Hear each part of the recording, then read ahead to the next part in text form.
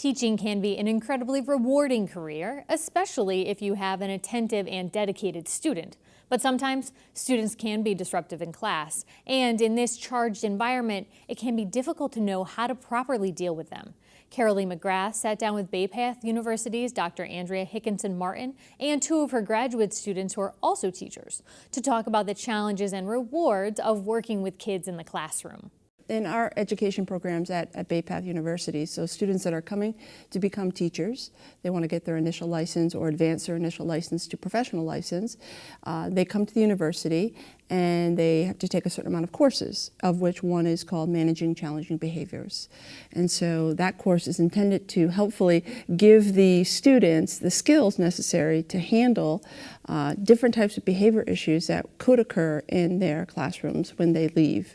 Do you think that we have more challenging behaviors now, I mean, looking back at your career, than we would have, I don't know, 20 or 30 years ago? Personally, I do. I feel that the students are coming into our classroom with many more issues, a whole sort of issues, a whole bunch of issues that are occurring.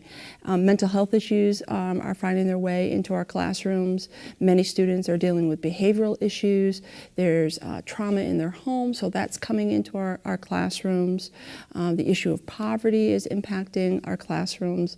So as teachers, we kind of have to wear many hats and handle many issues. Right, you have many, many different facets of your job that make it really, really difficult. Obviously, though, Brenda, you love it, right? I love it. So you're a teacher, but you're also completing your master's degree program. Tell me some of the things that you have seen that have been challenging for you as you're trying to teach, you know, during the day, maybe reading or math.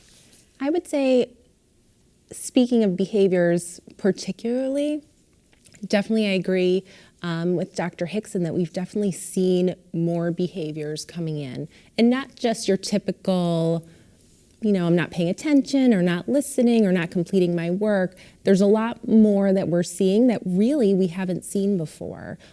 Behaviors that are disrupting, you know, other students, perhaps behaviors that could potentially be harmful to the child themselves, others, other staff.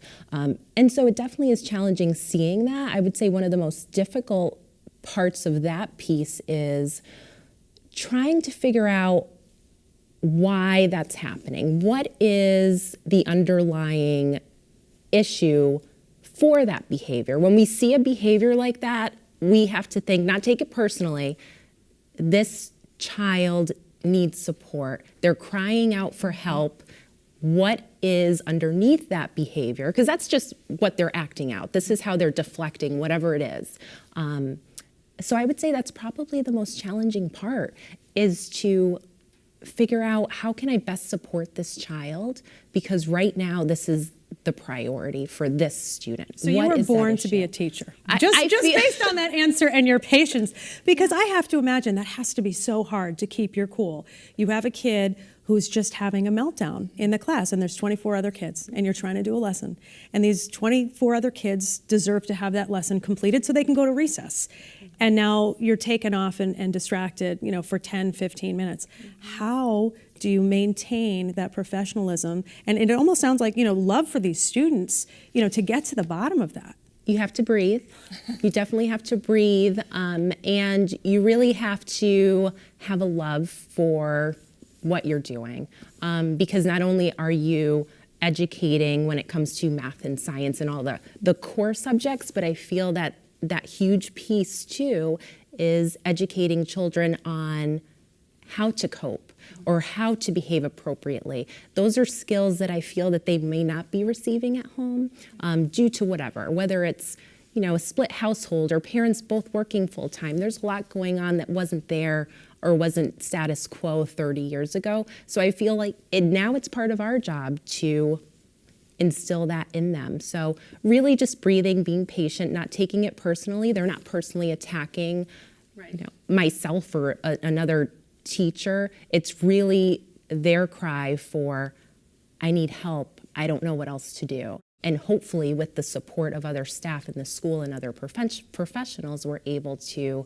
provide these students with what they need. Right. And Christina, would you agree with that? Yeah, I was going to say I'd like to build on that. For me, when it comes to managing challenging behaviors, the thing that has been the most helpful is establishing those relationships with your students, with their families, and with, you know, the other support staff in the building.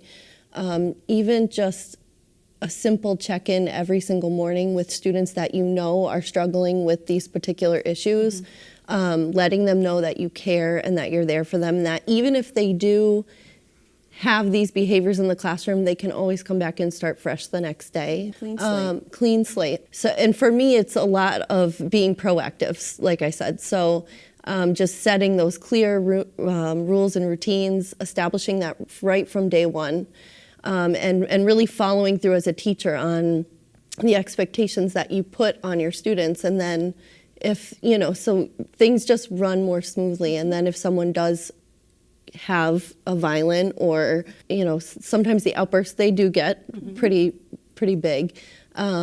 Just really de-escalating, you know, being there for them and talking about it afterwards. And a lot of times you'll find that those students are very remorseful after it happens. And it's not something that they want to do. They don't want to be bad, right? It's something that they can't control. What happens now if there's a kid who does act out violently in class? Let's say somebody is throwing something and clearly the kid's having a bad day and you have compassion. What do you do with the rest of the class? Right, yeah. Every school has their own procedures to handle those situations, but more often than not, what districts are doing and individual schools are doing is something that wasn't done in the past, where in the past we would try and remove the child that was having the outburst. Now we're removing the students, the 24 students that you said that are not involved in the outburst. Remove them to a safe area and then let that child get out what he or she is feeling at that moment, bringing in outside help, counselors, anybody, OT, physical therapy, whatever it might be, services that they need at that moment in that classroom, but removing the rest of the students so that no one is put in harm's way. Now, I'm sure people want to be compassionate, but if I'm the parent of one of the 24 that has to be moved, and it doesn't just happen once, but maybe this is a repeat situation, I'm going to be a little annoyed. Like, hey, listen, isn't there anything else that you can do? How do you help other parents understand, the rules in your classroom and how you're handling things? Like, how do you do that if you get a call from an angry mom or dad? Parents definitely find it challenging to hear that. However, we are doing the best we can to keep everyone safe. In the event that students do need to be removed from a classroom, everything's already put into place. It's not something that we haven't already practiced. And believe it or not, it actually doesn't take as long as you would think. Right. I think once the class is removed and that student is in there, and then we have other interventionist professionals come in, they're really able to calm themselves down. A lot of times, like you said, they're remorseful. Right. They're able to talk a little bit about it, and they're able to continue back along with their day. And that student can also continue being part of the classroom as well.